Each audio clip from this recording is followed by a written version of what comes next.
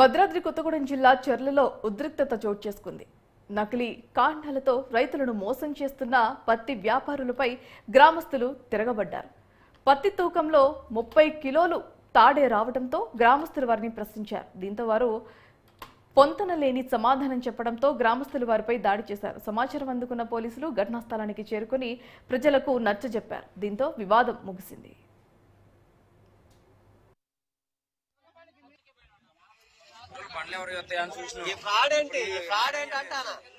ఒక్క కేజీ కాదు, 2 కేజీలు కాదు. అది 1 కేజీ 1/2 కేజీ అన్న ఒక లెక్క ఉంటది కదా. 30 కేజీలు వచ్చిందట. మన కాట మీద 50 కేజీలు వస్తుంది. 20 కేజీలు మోసం.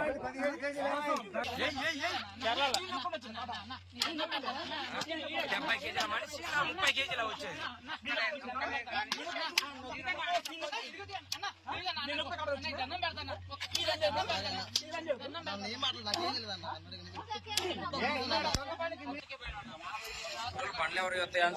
ఫ్రాడ్ ఏంటి అంటానా?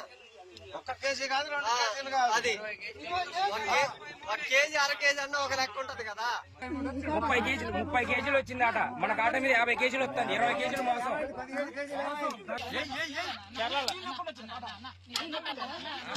70 కేజీల మనిషి 30 కేజీల వచ్చేది.